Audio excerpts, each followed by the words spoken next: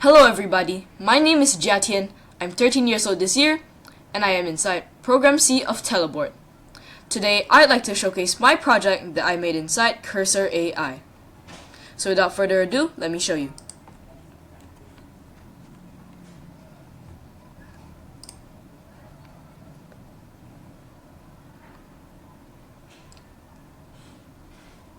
Alright, so here it is. I made a symptom checker website. So pretty much all you need to do is insert my symptoms inside this text box. So let's say I have a fever. Now, it may not be that serious and it's only mild, so I'll click mild. And I press check symptoms. There you go, some possible conditions that you may have. Now, I may have a flu, which is moderate urgency, so I should probably visit the doctor. Or I may just have a common cold, which I can take care of myself. So the results that you get actually depends on the severity level that you select. If I click severe, because I have a high fever, the results will be different. So I may have pneumonia, and these two right here. All of these conditions are high urgency, so I should seek immediate medical attention. Now let's try another example. Maybe I have chest pain. And it's moderate. So I check. And there it is. A panic attack, which is moderate urgency.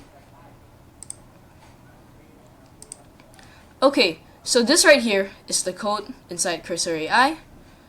So this right here is the medical database for all the conditions and symptoms that are inside my website. Yeah, and there are also some functions here and more databases, and yep, more functions, some styling too, and a lot more. Okay, so I'm sure you've probably predicted that I did encounter some problems inside this project. So the problem that irritated me the most was the databases for like the medical stuff. It was never fully connected, like the symptoms and the conditions. When I entered a prompt inside Cursor AI, it couldn't give me the full connection for these two things. So what I mean is, let's say I put fever, let's say I put fever inside here, I put mild or moderate or severe, all the results would be the same because I didn't update correctly. So after some trial and error, I managed to write good prompts inside Cursor AI so that all the conditions and symptoms are matched. So as you can see here, it took a few tries actually. So yep, okay.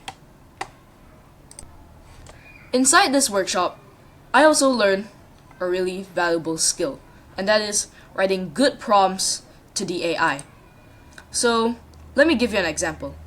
Maybe I just write create a symptom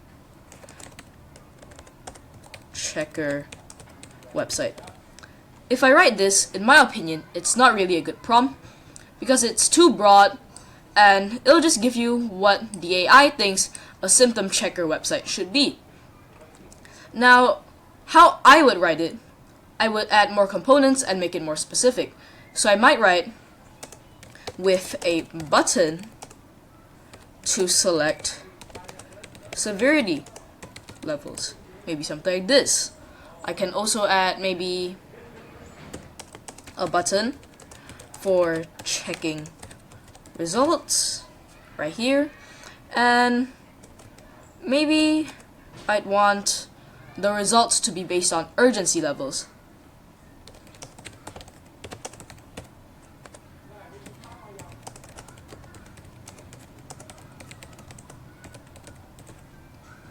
Right here. In my opinion, this would be a better prompt compared to the original one, which was lacking a lot of information. Alright, so that's about it. I hope you guys have a great day. Bye.